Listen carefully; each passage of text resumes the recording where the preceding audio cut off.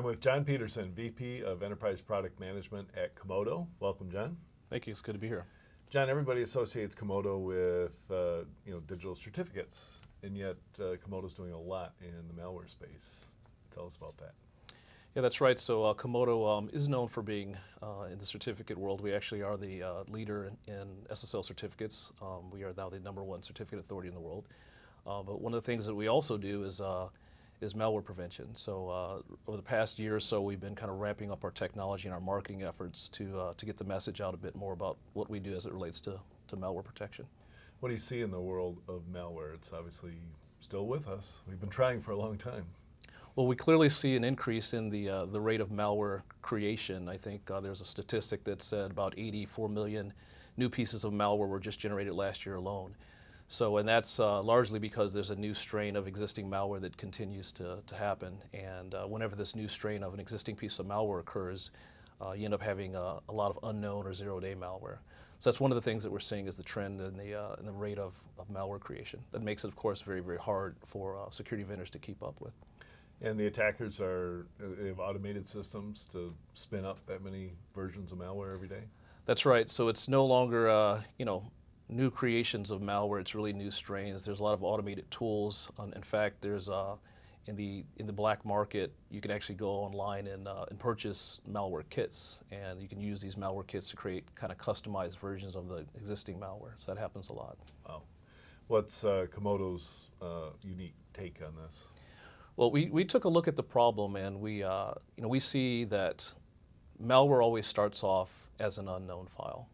And what we're now seeing is that the rate of unknown files is so high that it just doesn't work anymore to try to do a blacklisting or signature-based approach.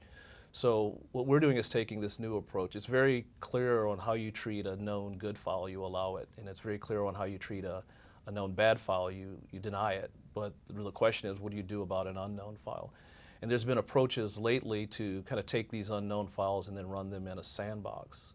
And once run in a sandbox, maybe you can identify whether it's good or bad, but during that whole period and process of analyzing the file, you end up having patient 0 being infected. So what we do is we actually eliminate patient 0 from having to get infected, and we take unknown files and we put them in a container. So that container allows the unknown file to run and execute, and you can interact with it because it could be unknown good. But it also could be unknown bad. So we put it in a container where it's isolated from the rest of your computing environment. So if somebody receives a PDF or a PowerPoint presentation, they can actually look at it without concern for being infected at the same time. That's right. So you can kind of click on anything, right? You can click on and download anything without fear of your computer system being compromised. Again, the application or PDF or EXE that you're actually downloading gets run in isolation. It has a separate set of CPU processing that it's allocated. It's got a separate file system that it's restricted to. It can only make certain calls to certain places in memory and things like that. So it's completely isolated from your computing environment, rendering your computing environment immune to any kind of malware that might be brought into your environment. And you distribute a client piece of software. What impact does the user see from that? Yeah, so this technology that I call containment is delivered in a number of different ways. We have our advanced endpoint protection solution. We also have our secure web platform solution, which is a cloud kind of a web security gateway type of technology. But in either technology, this containment exists.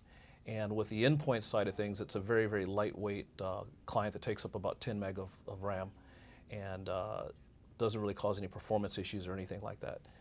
We also have a solution, again, that's running in our secure web platform that we call portable containment, which is a clientless solution.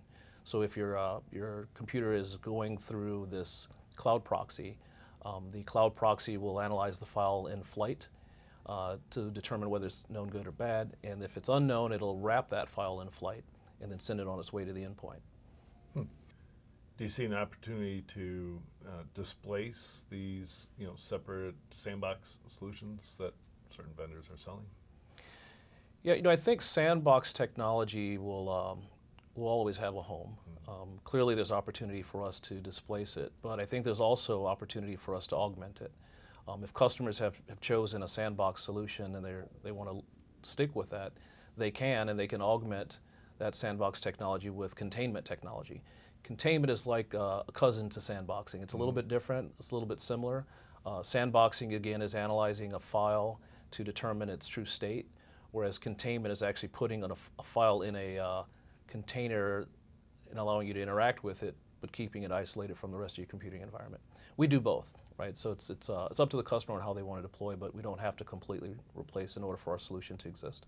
And is a container like a complete virtual machine or something more simplistic? It's similar to a virtual machine. I always like to describe our containment technology more like Docker. So if you're familiar with Docker technology, it's another way of doing virtualization that's different than a full-on virtual machine. A virtual machine in its traditional sense virtualizes the whole operating environment, and it's very heavy. Whereas a Docker-like approach only virtualizes the things you need, which makes it very, very lightweight, which is why we only take about 10 meg of RAM. And you mentioned both cloud and endpoint, so this is that defense in depth, or do you need cloud to cover the mobile environment? It's a defense in depth approach. Recently, I think it was IDC came out with a category that they're tracking and calling it STAP, Specialized Threat Analysis and Protection. Right. And they talk about having this specialized type of technology at the boundary, at the endpoint, and at the internal network. What we're doing is taking this containment technology and this approach and applying it across all three of those areas to have kind of a total 100% STAP solution. So customers can choose to do all of that, but they don't have to. They could only do portion of the network this way. So unlike some of the other virtualization systems for containment on endpoints, where they either virtualize the browser or seem to virtualize every application, this is more file-centric. That's right. We have the ability to virtualize the browser and a specific application like our competitors do. We don't think that that's the right approach. We believe that things should only exist in containment for very short periods of time. If they exist in a container for long periods of time, you introduce usability issues. Because by the nature of a container, its whole purpose is to restrict things. So if I put a browser in a container permanently or indefinitely, like some of our competitors do, then I would be restricting what the browser's full capability is. So we take this file approach where we look at the file, we try to determine whether it's a known good file, and by the way, we are well positioned to determine known good files because we are a certificate authority, and we have visibility into known good software publishers by way of the certificates that they use to sign them.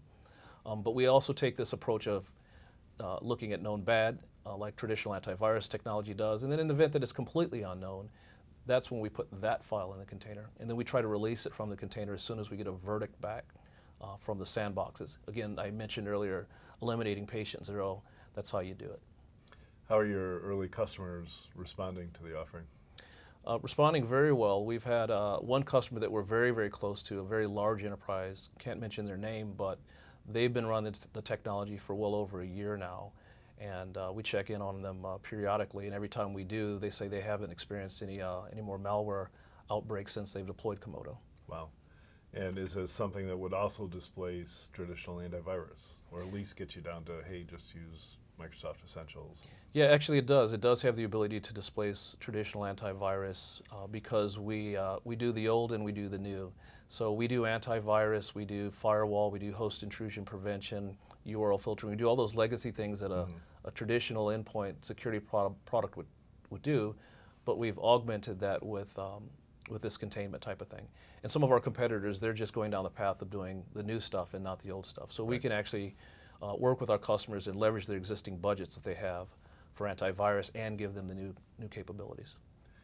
Does the current environment for new endpoint solutions, you alluded to them, right? So there's all these new ways, in-memory kernel analysis, all the rest. Do you see them as having a higher hill to climb in order to get acceptance? I think so, because I think the market still understands antivirus, and they are still learning the new types of technologies. So it's hard to get market acceptance when you have to educate something new. And we are able to go in and do the traditional, again, antivirus while we're educating. So it's a little easier for us to kind of climb that hill than some of our competitors, but everyone has a challenge when introducing new technology. Absolutely. So AV, whitelisting, and containers all combined. That's right. Yep, blacklisting, whitelisting, and containment. Beautiful. Thank you, John. Thank you.